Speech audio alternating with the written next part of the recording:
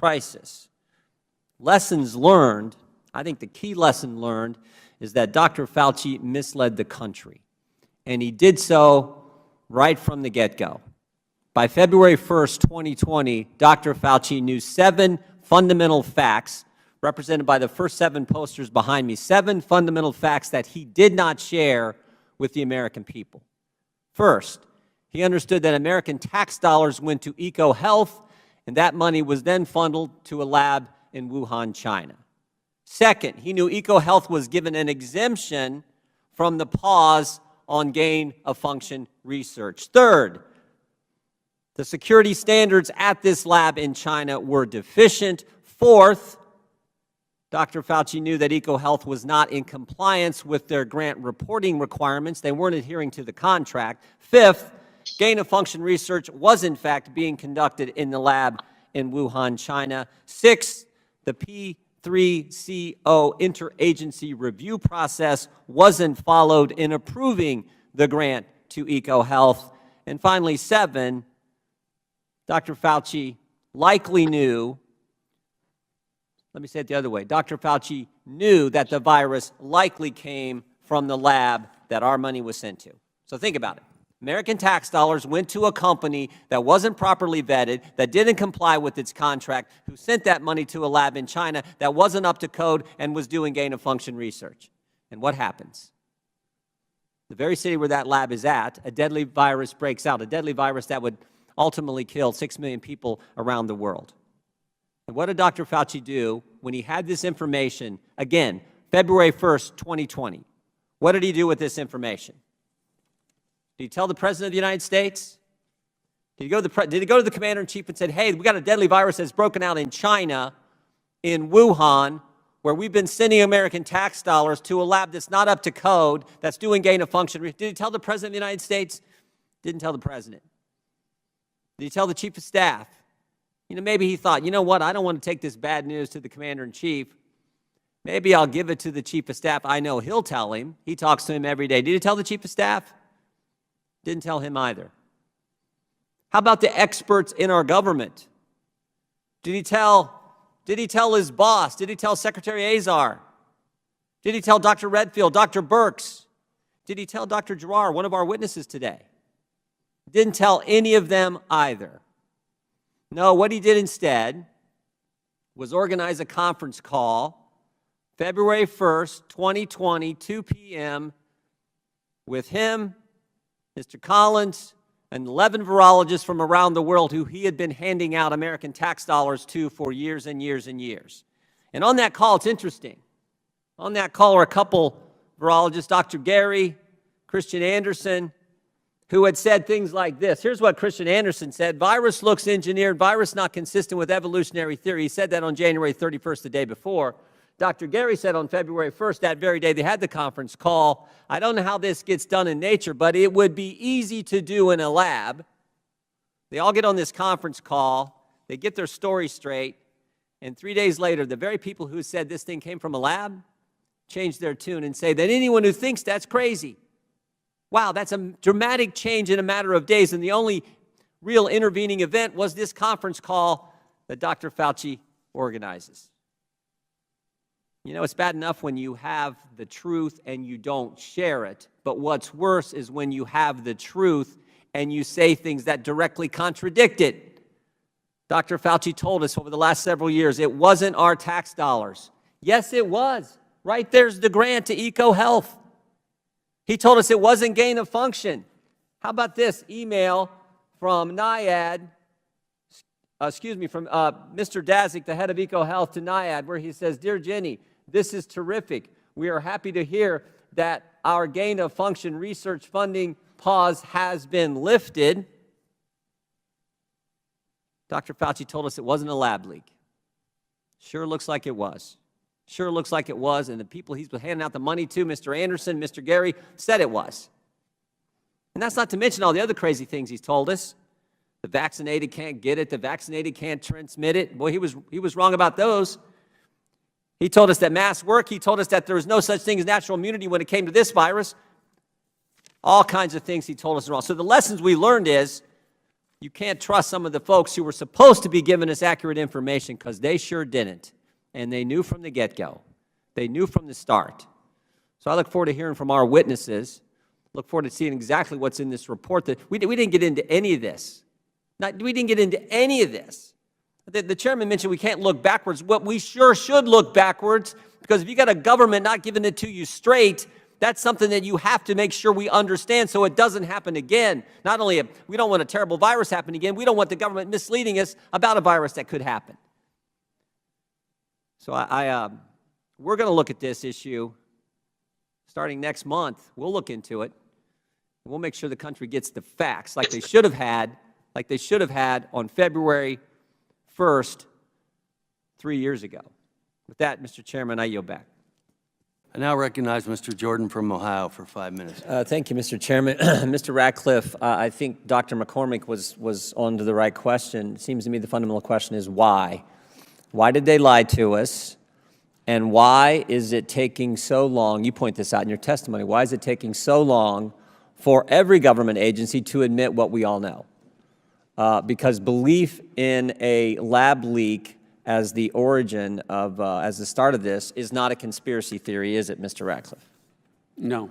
Why is it taking so long then? I mean, you knew that early on, right? If I look at you knew that you were confirmed, I think, in May of 2020, and you knew that within weeks that this thing came from a lab. In fact, you say that, I think, in your testimony. You say a lab leak is the only explanation, only credible explanation. If this were a trial, the preponderance of the evidence is all on the side of the lab leak. You knew that within weeks. So why did the government not tell us the truth? Well, I think, when you look at the intelligence community report that the Biden administration put out in October of 21, they acknowledge that China's refusal to cooperate, but the report in any way ignores what I think is the inescapable fact and reality that if the CCP had anything exculpatory, anything at all, anything that would be helpful to showing that no one was to blame for this, right, that this occurred naturally, that they would share that. And, why not share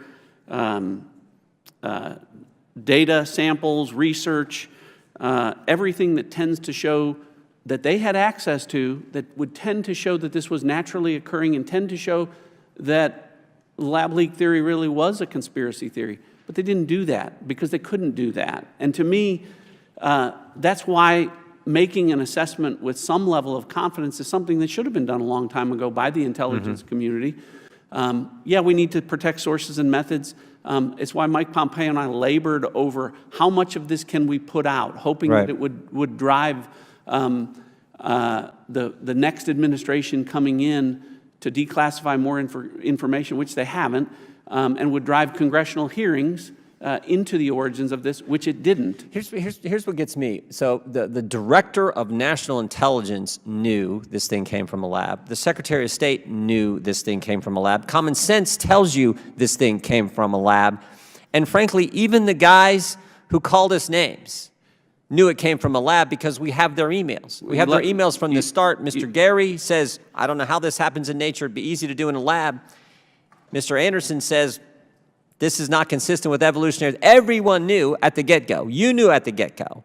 And yet, they tell us just the opposite. Why? Well, you left out the top public health official, a virologist, Dr. Redfield. Dr. Redfield knew. He's testified, yes. Also testified. So you did. You had the top diplomat, the top of the intelligence community, the top public health official, all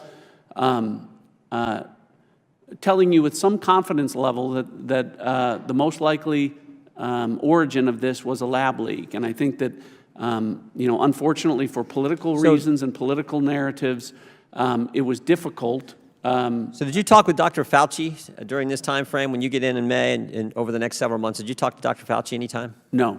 Never spoke with Dr. Fauci? No. Do you find that strange when he's out saying something directly contrary to the Secretary of State, to the Director of National Intelligence, and to the top virologist, Dr. Redfield, that Dr. Fauci wouldn't talk with you? Yeah, to be clear, there were folks within the coronavirus task force that were communicating, medical and scientific information to the intelligence community, not me directly, but none of that information was frankly consistent with what we've talked about, what the intelligence showed.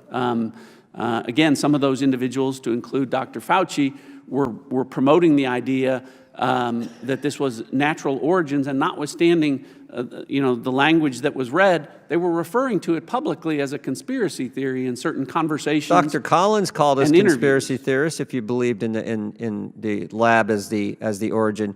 Tell me why do you think Fauci and Collins took that? I got my theory, and I think I'm right, but I'd like to hear from the Director of National Intelligence what he thinks Fauci and Collins' motivation for sharing false information with the American people. Well, I think the best evidence of that is their own conversations, which say that they didn't want unwarranted or unwanted, or I think the term was unwanted attention to the relationships that were taking place between Western virologists and those working within the Wuhan Institute of Virology, and funding sources for some of that research. Our money to a lab in China that wasn't up to code, that was doing gain-of-function research, and that's where this thing came from. That's what they didn't want us to know.